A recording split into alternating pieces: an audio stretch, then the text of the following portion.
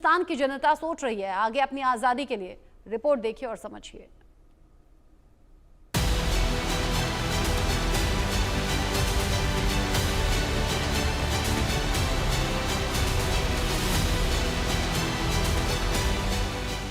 Bloch मांगे आजादी, मुनीर की मौत की मुनादी। ईद पर चंदा, मुनीर की मौत का फंदा। मुनीर की मौत के बाद ही बीएलए के कलेजे को ठंडक पहुंचेगी। बीएलए अब छोटे मिशन पर नहीं है, बल्कि सीधे बड़ा निशाना लगाने जा रही है। उसका निशाना है फील्ड मार्शल आसिम मुनीर। इसके लिए बीएलए को बलूचिस्तान की जनता का भी फुल सपोर्ट है।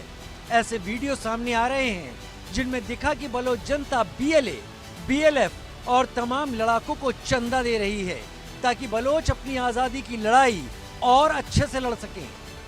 सेल्फी लेकर लड़ाकों के हाथों में रुपए थमाए जा रहे हैं ताकि बलोच लड़ाके अपनी जरूरत का सामान खरीद सकें। पैसे देकर उनकी बलाएं उतारी जा रही हैं और बस यही दुआ की जा रही है कि कैसे भी करके बलूचिस्तान आजाद हो जाए। इधर बलूचिस्तान में अब बिना कोर्ट में पेशी के 90 दिन की कैद वाला एंटी टेरर बिल पास कर दिया गया है। बलूचिस्तान विधानसभा ने एक नया आतंकवाद विरोधी कानून पास किया है जो सुरक्षा बलों को किसी भी बलोच नागरिक को शक के आधार पर 3 महीने तक बिना कोर्ट में पेश किए हिरासत में रखने की ताकत देता है, जिसे बलोच काला कानून बता रहे हैं। 5 जून को बलूचिस्तान की प्रांतीय विधानसभा ने नया और विवादास्पद कानून पास किया है। इसका नाम आतंकवाद विरोधी संशोधन विधेयक 2025 है। यह कानून सुरक्षा बलों, विशेष रूप से पाकिस्तानी सेना और खुफिया एजेंसी आईएसआई को बहुत ज्यादा शक्तियां देता है। यह सुरक्षा एजेंसियों को किसी भी बलोच नागरिक को शक के आधार पर 3 महीने तक बिना किसी कोर्ट में पेशी के हिरासत में रखने की इजाजत देता है। किसी भी व्यक्ति को गिरफ्तार करने के बाद उसे 3 महीने तक जज के सामने पेश करने की जरूरत नहीं होगी। इन मामलों की जांच पुलिस और खुफिया एजेंसियों की एक संयुक्त टीम करेगी, जिसे ज्वाइंट इन्वेस्टिगेशन टीम JIT कहा जाएगा। बलोचों को डर है कि इस कानून का गलत इस्तेमाल निर्दोष बलूच लोगों को निशाना बनाने के लिए किया जा सकता है जो अपने अधिकारों की मांग कर रहे हैं। ये मौलिक अधिकारों का हनन है।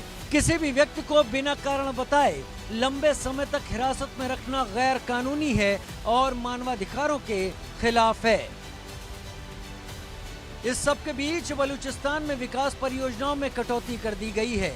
ये ऐसे समय में की गई है जब शहबाज सरकार ने रक्षा बजट बढ़ाने की योजना बनाई है। सिर्फ बलूचिस्तान में NH-25 हाईवे के लिए 120 अरब रुपए देने की बात कही जा रही है, जो चमन से कराची के क्वेटा रास्ते को जोड़ता है ताकि सेना की आवाजाही आसान हो सके। यानी सेना पर खर्च, बलोच जनता पर कटौती की जा रही है। हालांकि शहबाज मुनीर पिछले दिनों भीख का कटोरा लेकर बलूचिस्तान पहुंचे थे और बलोची लिबास में शहबाज मुनीर ने बलूचिस्तान में सब कुछ ठीक होने का दावा किया था। क्वेटा में बलोचों जैसी सफेद पगड़ी पहनकर उन जैसा दिखने की कोशिश भी की गई। बलोचों को भाई बताया गया, लेकिन अब बात बहुत आगे निकल चुकी है। बलोचों की गुस्से की आग आजादी से पहले शांत होने वाली नहीं है। Bureau report, India news. Balochistan में जो हालात हैं वो लगातार आज़ादी की जंग में आगे बढ़ते हुए नजर आ रहे हैं, लेकिन यहाँ जो कोशिशें पाकिस्तान में सरकार और फौज कर रही है, ऐसा लग रहा है अपने पांव पर कुल्हाड़ी मारने का काम आसिम मुनीर ने कर लिया है। मेरे साथ में बात करने के लिए major general retired PK Sehgal sir जुड़ गए हैं डिफेंस एक्सपर्ट के तौर पर। अहमद मस्ती खान जी मेरे साथ में जुड़ गए हैं, वरिष्ठ पत्रकार, बलूचिस्तान बलूच एक्टिविस्ट में मैं आपको बोल सकती हूँ। आप दोनों का ही बहुत स्वागत करती हूँ। अहमद मस्ती खान जी, पहले आप ही का रुख करते हुए, बलूचिस्तान में जो पिछले कुछ दिन में अग्रेशन बढ़ा है, जो हमले पाकिस्तानी फौज पर बढ़े हैं, अब ऐसे में वहां ये बिल लाकर बलूचिस्तान के लोगों में डर दहशत पैदा करने की एक कोशिश तो है, लेकिन क्या ये कोशिश काम आएगी या फिर आसिम मुनीर ने अपनी उल्टी गिनती खुद ही शुरू कर दी है? रचना जी नमस्कार। नमस्कार। मैं ये अर्ज करूंगा कि ये जो नया काला कानून इन्होंने असेंबली में जो इनके अपना ये मिलिट्री की आईएसआई की अपनी असेंबली है, एक चीज नोट कर लें, ये कोई अवामी असेंबली नहीं है, ये कोई इलेक्टेड असेंबली नहीं है। ये जो इनका चीफ मिनिस्टर इन्होंने बिठाया हुआ है वो जीता है। फॉर्म 47 एक आईएसआई का फॉर्म है जिस पे साइन करके ये जीता है, वरना तो इसके खिलाफ जो खड़े हुए थे वो नवाब अकबर खान बुख्ती के पोते थे, गौराम बुख्ती। वो इनके इलेक्शन जीत चुके हैं, ये हारा हुआ कैंडिडेट है, इसको उन्होंने मुख्यमंत्री बनाया है। और ये कानून जो है, ये जो ब्लैक लॉ इन्होंने नया लाया है, ये अक़वाम मुत्तहिदा के international covenant on political and civil rights की आर्टिकल 10 10वीं तरमीम, उसकी जो 10वीं आर्टिकल है उसकी खिलाफ वर्जी है। ये पाकिस्तान कहता है कि हमने यूएन ट्रीटीज को साइन किया हुआ है, ये यूएन ट्रीटीज की धज्जियां बिखेर रहे हैं बलूचिस्तान में। ये इस आई international covenant on political and civil rights की खिलाफ वर्जी है। और ना सिर्फ ये इस जो यूएन ट्रीटी की खिलाफ वर्जी है, बल्कि जो पाकिस्तान की अपनी आईन है और उसके आर्टिकल 9 और 10, पाकिस्तान की अपनी आईन जिसको कि इनके फौजी जनरल कहते हैं कि ये टॉयलेट पेपर है, ऑन रिकॉर्ड इन्होंने कहा है कि ये पाकिस्तान का आईन जो है, ये जनरल ज़िया ने भी कहा, ये मुशर्रफ ने भी कहा, और ये साहब भी अमलन ये कह रहे हैं, ये फील्ड मार्शल भी ये कह रहे हैं कि पाकिस्तान की आईन जो है वो टॉयलेट पेपर है, क्योंकि ये जो नया तरमीम जो आसिम मुनीर की तरमीम है, ये आर्टिकल 9 और 10 जो पाकिस्तान की आईन है उसकी खिलाफ वर्जी कर रहा है। देखें जी, अभी ये बीबीसी ने इसके ऊपर एक रिपोर्ट दी है और उसमें उन्होंने एक मज़ेदार बात किया है कि ये जो लाए हैं, ये नया जो काला कानून है, ये वही कानून है जो चाइना में चीनी जो है वीगर मुसलमानों के लिए वही कानून है, चीनी मॉडल कहते हैं। यानी चीनी मॉडल को अपनाते हुए यहाँ पाकिस्तान भी आगे बढ़ते हुए, या फिर ये कह सकते हैं कि चीन के इशारों पर तो नाचता ही है, हो सकता है यहाँ भी चीन के इशारे पर ही कदम उठाया हो। पीके सहगल सर, बलूचिस्तान में जो बलूच विद्रोही हैं जो आज़ादी की जंग लड़ रहे हैं, उन्हें पहले से आतंकवादी घोषित करने में पाकिस्तान सरकार और फौज लगी रही है। अब ऐसे में एंटी टेरर बिल पास करके क्या साबित करना चाहते हैं, या फिर क्या ये वो कदम नहीं हो जाएगा जिससे बलूच और ज्यादा भड़क जाए? इसमें किसी प्रकार का कोई शक नहीं, बलूच तो और ज्यादा भड़क चुके हैं। आसिफ मुनीर वही कर रहे हैं कार्रवाई जो टिक्का खान ने किया था 1971 की लड़ाई से पहले बांग्लादेश में, उस समय ईस्ट पाकिस्तान में, और उसी की शुरुआत हुई थी। ये भूल रहे हैं कि ये उन्हीं के देश के अपने नागरिक हैं, उन्हीं के देश की सबसे बड़ी प्रोविंस है, उनके अपने नागरिक हैं। अपने नागरिकों के साथ अगर इस माफी का व्यवहार करोगे तो वास्तव में वो 100% आपके खिलाफ होंगे, और वो खिलाफ हो चुके हैं। ऐसे में केवल और केवल पाकिस्तान की बर्बादी के अलावा और कुछ मुझे नजर नहीं आ रहा। साफ तौर पे अगर एक को किडनैप करोगे और 3 महीने के लिए गैप करोगे, 10 और खड़े हो जाएंगे उसके सपोर्ट में। आ जाता है कि वायलेंस बिगेट्स वायलेंस, और अगर पाकिस्तान इसी माफी की करतूतें करता रहा तो निश्चित पाकिस्तान के मुसीबत के दिन आ चुके हैं। और वास्तव में मुझे कोई शक नहीं कि चीन के इशारे के ऊपर ये हो रहा है, क्योंकि चीन का सीपेक जो है $67 बिलियन लगा हुआ है, और चीन किसी प्रकार से नहीं चाहेगा कि $67 बिलियन जो है एक किस्म से संक कॉस्ट बन जाए। लेकिन मेरे मुताबिक चीन की किसी प्रकार से सफल नहीं हो सकता, क्योंकि ये जो कॉरिडोर है तकरीबन 2700 किलोमीटर या 3000 किलोमीटर लंबा है। पीओके के लोग इसके खिलाफ हैं, बलूचिस्तान के लोग इसके खिलाफ हैं, सिंध के लोग इसके खिलाफ हैं। केवल और केवल पाकिस्तान के पंजाब प्रोविंस के लोग ही जो है इसके फेवर में हैं। ऐसे में 90% जो है ये उन इलाकों से होकर जाता है जहाँ के लोग इसके बिल्कुल खिलाफ हैं, क्योंकि इसका केवल और केवल फायदा जो है वो पाकिस्तान को हुआ है या चीन को हुआ है। वहाँ के लोगों को किसी प्रकार का कोई फायदा नहीं हुआ। वहाँ जो सड़कें बनी है, जो गैस पाइपलाइन बनी है, ऑयल पाइपलाइन बनी है, रेलवे लाइन बन रही है, वो लोगों की ज़मीनों को छीना गया है। जब मुआवजा मांगते हैं तो उनको अल्लाह के पास भेज दिया जाता है। इस माफी के जुल्म ढाए जाते हैं कि जिस माफी का आज तक वर्णन करना भी मुश्किल है। वास्तव में इसी की वजह से बलूचिस्तान के लोग जो है, तहरीक तालिबान पख्तूनख्वा के लोग हैं, वो पाकिस्तान के खिलाफ हो चुके हैं। गिलगिट बल्तिस्तान के लोग उसके खिलाफ हो चुके हैं। पीओके के लोग उसके खिलाफ हो चुके हैं, सिंध के लोग उसके खिलाफ हो चुके हैं, साउथ पंजाब के लोग उसके खिलाफ हो चुके हैं। ऐसे में इस माफी का कदम जो है उनके लिए बहुत भारी पड़ेगा। और मैं कंप्लीटली बलोच जी से की बात को एक्सेप्ट करता हूँ कि वास्तव में पाकिस्तान ने अपनी ही एक किस्म से मृत्यु का गड्ढा खोद दिया है। पाकिस्तान तो टूटेगा, 100% टूटेगा अगर इस माफिक अपने ही लोगों के खिलाफ बर्ताव करोगे तो। और इसी माफी का बर्ताव उन्होंने किया। ईस्ट पाकिस्तान में जिसकी बदौलत से ईस्ट पाकिस्तान टूटा, उधर टूटने में ज्यादा देर नहीं लगी, क्योंकि हिंदुस्तान के कंटिन्यूअस बॉर्डर्स थे और हिंदुस्तान की सेना ने दखल अंदाजी की। यहाँ पर हिंदुस्तान की सेना बड़े पैमाने पर बलूचिस्तान मदद कर सकती है by keeping the Pakistani army tied down. हमने साफ तौर पे कहा है ऑपरेशन सिंदूर समाप्त नहीं हुआ, तो पाकिस्तान की तरफ से किसी प्रकार की कोई साजिश हुई तो हिंदुस्तान मुंह तोड़ जवाब देगा। इसी को निगाह में रखते हुए हम एयर डिफेंस एक्सरसाइज कर रहे हैं, नेवल एक्सरसाइज कर रहे हैं, एयरफोर्स की एक्सरसाइज कर रहे हैं। और अगर हम पाकिस्तान की आर्मी को कम्प्लीटली टाइट डाउन रखें लाइन ऑफ कंट्रोल पर और इंटरनेशनल बॉर्डर पर, और कोई भी उनके साथ कॉन्फिडेंस बिल्डिंग मेजर को ना अपनाएं और पाकिस्तान को यकीन करें कि पाकिस्तान की फौज यहाँ से नहीं हट सकती, तो मुझे नहीं लगता कि पाकिस्तान किसी प्रकार से बलूची के जो उठ खड़े हुए हैं उनको कुचल पाएगा। बड़ा लाजमी है कि हिंदुस्तान जो है इनडायरेक्टली पाकिस्तान के बलूचिस्तान के लोगों की मदद करे। बहुत समय हो गया है कि हिंदुस्तान केवल मॉरल सपोर्ट सब दे रहा था। अभी आवश्यकता है कि मॉरल सपोर्ट के साथ में पॉलिटिकल सपोर्ट, सहगल सर, क्या किसी राइट टाइम का इंतजार किया जा रहा है? क्योंकि अगर लाल किले की प्राचीर से प्रधानमंत्री नरेंद्र मोदी अपने भाषण में बलूचिस्तान का जिक्र करते हैं, उसके बाद बलूचिस्तान के लोगों के भी जहन में एक होप आती है कि हाँ, भारत की तरफ से मदद की जाएगी। आप कह रहे हैं डायरेक्टली या इनडायरेक्टली ये मदद होनी चाहिए, क्या किसी राइट टाइम का इंतजार है? देखो, राइट टाइम तो आ चुका है। हिंदुस्तान साफ तौर पे बलूचिस की मदद कर रहा है अनेकों तरीकों से, लेकिन हम ओपनली नहीं कर सकते because it tantamount to declaration of war against Pakistan. अगर हम साफ तौर पे कहें कि हम पाकिस्तान को तोड़ने के लिए हर प्रकार की मदद कर रहे हैं, तो it be a declaration of India's intent, जिससे हिंदुस्तान के खिलाफ जो है दुनिया के पूरे मुस्लिम देश और अरब नेशन हो जाएंगे। इसलिए हिंदुस्तान को बड़े सोच समझ के कदम उठाना है। हमने बलूचिस की मदद भी करनी है and yet not seen to be helping them.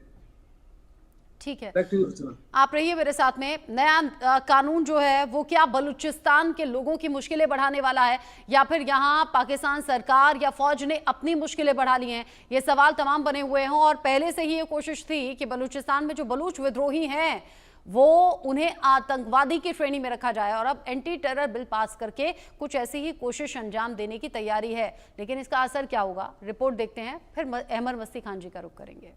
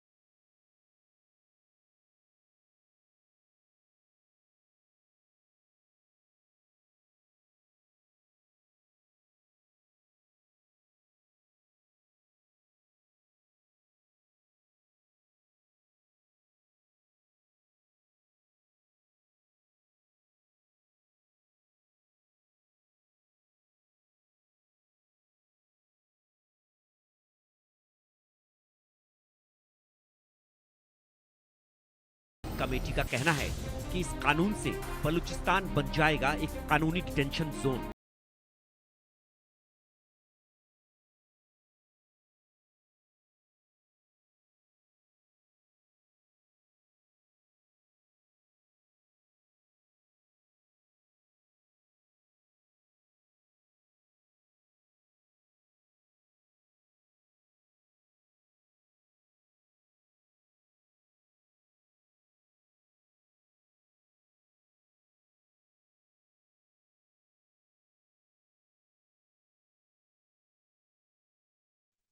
अब आप समझिए कि क्यों बलूचिस्तान में लोग सड़कों पर आ गए हैं, क्यों बलूचिस्तान यकजहती कमेटी नए कानून का विरोध कर रही है, क्यों नाजी जर्मनी से बलूचिस्तान की तुलना की जा रही है। इस डर की वजह है काउंटर टेररिज्म विधेयक 2025, जिसे बलूचिस्तान विधानसभा में हरी झंडी दे दी गई है। नए कानून यानी एंटी टेरर बिल के मुताबिक आतंकवाद विरोधी संशोधन विधेयक 2025, पाक सेना और आईएसआई को मिलेंगी बेतहाशा शक्तियां। शक के आधार पर किसी भी बलोच की गिरफ्तारी पाक सेना शक के आधार पर कर सकती है गिरफ्तार। सेना को 3 महीने अपनी हिरासत में रखने का अधिकार। इसके लिए किसी तरह के आरोप तय करने की जरूरत नहीं, ना ही किसी कोर्ट में जज के सामने पेश करने की बाध्यता। इन मामलों की जांच पुलिस और आईएसआई की संयुक्त टीम करेगी। सेना को खुली छूट मिलने से साफ है जनरल आसिम मुनीर हिटलर बन जाएंगे। बलूचिस्तान में सेना जिसे चाहेगी उसे उठा लेगी और कैद कर लेगी। कानून के जानकार बता रहे हैं, नया कानून बलूचिस्तान के लोगों को टारगेट करने के लिए ही बनाया गया है। इस कानून के तहत ज्वाइंट इन्वेस्टिगेशन टीम को बेतहाशा ताकत, किसी को भी हिरासत में लेने का जारी कर सकती है आदेश, गिरफ्तार करने और प्रॉपर्टी सीज करने का भी अधिकार। कानून व्यवस्था में सेना का बढ़ा दखल, बलूचिस्तान में पुलिसिंग और सैन्य अभियान में अंतर खत्म। सेना करेगी आम लोगों की समस्याओं, कानूनी गतिविधियों की निगरानी।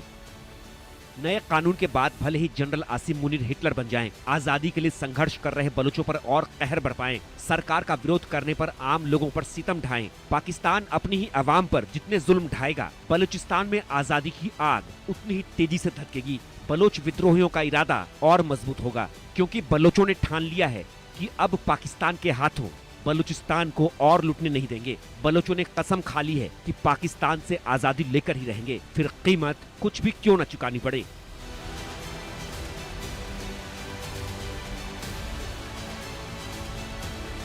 Bureau report, India news. Ahmar वस्ती खान जी, रिपोर्ट देखकर इतना तो समझ में आ गया कि बलूचों ने ठान लिया है कि आजादी से कम कुछ भी मंजूर नहीं, फिर चाहे कुर्बानी जान की भी देनी पड़ जाए। लेकिन ये भी तो सच है ना कि आसिम मुनीर अब हिटलर वाली भूमिका में आ गए हैं। देखिए, ये जो नया काला कानून लाया है, ये इन्होंने 6 साल के लिए, इससे साफ जाहिर है कि आसिम मुनीर साहेब ये जल्दी अपने टर्म खत्म होने पर जाने वाले नहीं हैं। वो उनका इरादा है कि वो 6 साल तक पाकिस्तान में अपनी कुर्सी पे बैठे रहेंगे और ये सारा कुछ, ये जो झगड़ा फसाद, ये हमारे बलूचिस्तान में जो ऑक्यूपेशन है उसको जारी रखने का इनका प्रोग्राम है। आपके इलाके में जो है हिंदुस्तान में, अफगानिस्तान में दहशतगर्दी करने का, इस जिहादी नापाक जनरल जिसको ये स्लम डॉग है डेरी हसनाबाद का, इसका ये इरादे हैं। ये शायद अमेरिका भी आने वाला है अगले हफ्ते। अनकन्फर्म्ड रिपोर्ट्स हैं कि वो यहाँ आ रहा है ताकि यहाँ से इनको ये मिल जाए आशीर्वाद के हाँ जनाब आप जो है 6 साल तक वो हुक्मरानी करें। ये बहुत बड़ा खतरा है, क्योंकि ये जो है अमेरिकियों को एक जो जाली क्रिप्टो करेंसी, ये जो फ्राडिया है, इसका नाम ही डिसीवर रखा हुआ था। आसिम मुनीर का नाम पाकिस्तान फौज में इसके जो अपने लोग थे कुली, उन्होंने इसका नाम धोखेबाज यानी डिसीवर, और ये अब आ रहा है यहाँ क्रिप्टो करेंसी बेचने के लिए ताकि ट्रंप साहब को खुश करके अपनी जो है गद्दी बचाए। ये बहुत खतरा है दुनिया के लिए। देखें, ये आपके जो राज्यसभा के मेंबर हैं प्रियंका चतुर्वेदी, उन्होंने बहुत अच्छी बात की। ये जो इन्होंने अपना बिलावल ओज़ेम्पिक जरदारी, मैंने बिलावल का नाम बिलावल ओज़ेम्पिक जरदारी रख दिया है, क्योंकि उन्होंने ओज़ेम्पिक की इंजेक्शन लगा के अपने आप को जो है ना दुबला पतला बना दिया है। तो ये बिलावल ओज़ेम्पिक जरदारी जो कह रहे थे ना, जो ऑपरेशन सिंदूर हुआ था कि रात में हमला करते हैं बुज़दिल, तो उन्होंने मोहतरमा चतुर्वेदी ने बहुत अच्छी तरीके से इनकी मजाक उड़ाई और कहा कि भाई ये जो बुज़दिल तो आपके अपने फौजी हैं जो रात के में आपके हुकूमत पे कब्जा करते हैं और आपके जो वजीर आजम को वो फांसी पे चढ़ाते हैं। मजे एक और बात आपको बताऊं कि आज ही मेरे नजर से एक पुरानी रिपोर्ट गुजरी, जो ये बिलावल के जो नाना थे जुल्फिकार अली भुट्टो, वो भी अयूब खान के फील्ड मार्शल जो बने थे, वो अयूब खान की इसी तरह बूट पॉलिश कर रहे थे जैसे ये बिलावल जो है आसिम मुनीर का बूट पॉलिश कर रहे हैं। और ये बिलावल जो है देखिए वहां पर ये जो चाइनीज मॉडल इन्होंने अपना लिया है, ये कानून जो चाइनीज मॉडल इन्होंने बलूचिस्तान में लागू किया है, ये जो नया कानून है, और यहाँ आके अमेरिका में आके ये जो है चीनियों का मजाक उड़ाते हैं। ये बिलावल चीनी कंपनियों का मजाक उड़ाते हैं कि भाई ये तैमूर और फिलाना फिलाना, आप कितने धोखेबाज हैं, आप जो हैं आप खुद जो हैं अपने नाना के तैमूर। हालांकि वक्त बदलता है तो रुख बदलते हुए देर नहीं लगती। पाकिस्तान के पॉलिटिशियंस तो जाने ही इसलिए जाते हैं, और पाकिस्तान जहां कुछ भी फेयर तो होता ही नहीं, अनफेयर ही है। अब जब आसिम मुनीर ने अपना प्रमोशन खुद करवा लिया, फील्ड मार्शल बन गए, तो कोई उन्हें फील्ड मार्शल कह रहा है, तो कोई उन्हें फ्रॉड मार्शल कह रहा है। और पीके सहगल सर, अभी जो अहमद मस्ती खान जी कह रहे थे कि 6 साल का कार्यकाल खत्म होगा तो फिर आगे बढ़ा लेंगे, मेरे ख्याल से फील्ड मार्शल तो अब ताउम्र उन सभी सुविधाओं का फायदा उठाते हैं ना जब तक आप जिंदा रहते हैं। यानी अपना फायदा सिर्फ देखा गया एक बार फिर से, वो सरकार के जरिए भी, वो सेना के जरिए भी, और लोगों को मरने के लिए क्या, अब यहाँ तो आतंकवादी घोषित करने के लिए छोड़ दिया है कि फिर उन पर और ज्यादा सख्ती होगी। अभी कम थी क्या? देखो, जहाँ तक फील्ड मार्शल का ताल्लुक है, फील्ड मार्शल नेवर रिटायर्स। उसको तमाम सुविधाएं होती हैं और वो यूनिफॉर्म पहन सकते हैं till the time he dies. जहाँ तक आसिम मुनीर का ताल्लुक है, इन्होंने यकीन कर लिया है कि ये कुर्सी से हटेंगे नहीं। कहा जाता है कि all power corrupts and absolute power corrupts absolutely. अभी इनका एब्सोल्यूट पावर आ गया है। और जहाँ तक शहबाज शरीफ का ताल्लुक है, शहबाज शरीफ ने 2 चीजें यकीन करनी है, एक उसकी अपनी कुर्सी बच गई है, और दूसरा जो उसको इमरान खान से खतरा था, इमरान खान से खतरे से भी बच गया है, क्योंकि आसिम मुनीर और इमरान खान की जानी दुश्मनी है, और आसिम मुनीर किसी भी हालत में इमरान खान को नहीं छोड़ेंगे, जिसकी बदौलत शहबाज शरीफ की कुर्सी बची रहेगी। जहाँ तक अमेरिका का ताल्लुक है, अमेरिका का जियो स्टैटिक और जियो पोलिटिकल इंटरेस्ट जो है वो इस इलाके में है। वो चाहते हैं कि यहाँ पे कुछ उनको एयर बेसेस मिले, जिसकी बदौलत वो चाइना के ऊपर नजर रख सके, अफगानिस्तान के ऊपर नजर रख सके, और आसिम मुनीर उनको ये सुविधा जरूर प्रदान करेंगे। अभी समय आ गया है, अफगानिस्तान का बलूचिस्तान का बहुत बड़ा हिस्सा जो है, तकरीबन 25 to 30% वो हिस्सा ईरान के अंदर है, और इसी माफी कुछ हिस्सा अफगानिस्तान के साथ में है। इसकी बदौलत उनको किसी प्रकार की सेफ सेंचुरीज नहीं है, ना अफगानिस्तान में ना ईरान में। अभी बलूचिस्तान को घोषित कर देना चाहिए लाउड एंड क्लियर कि जहाँ तक बलूचिस्तान का ताल्लुक है, हम ईरान से वो हिस्सा वापस नहीं मांगेंगे और ना ही अफगानिस्तान से मांगेंगे। हम ये बलूचिस्तान का हिस्सा जो पाकिस्तान के साथ है, इसको आज़ाद कराना चाहते हैं। अगर ये आश्वासन उनको दे दे तो यकीनन उनको सेफ सेंचुरी मिलेगी, अफगानिस्तान की तरफ से, ईरान की तरफ से भी सेफ सेंचुरी बहुत ही लाजमी है। जहाँ तक यूएन का ताल्लुक है, यूएन में चाइना वीटो इस्तेमाल कर देगा, अमेरिका वीटो इस्तेमाल कर देगा। ना तो अमेरिका चाहता है, अमेरिका ने बीएलए को एक टेररिस्ट ऑर्गेनाइजेशन घोषित किया हुआ है, जबकि अमेरिका साफ तौर पर जानता है कि वास्तव में जो बलूचिस्तान लिबरेशन आर्मी है वो बलूची लोग ही हैं जो अपने हित के लिए लड़ रहे हैं, अपनी फ्रीडम के लिए लड़ रहे हैं, अपनी इंडिपेंडेंस के लिए लड़ रहे हैं। वो एक टेररिस्ट ऑर्गेनाइजेशन नहीं है, लेकिन अमेरिका ने उसको टेररिस्ट ऑर्गेनाइजेशन घोषित किया हुआ है। इसलिए बड़ा लाजमी है कि अमेरिका को न्यूट्रलाइज करने के लिए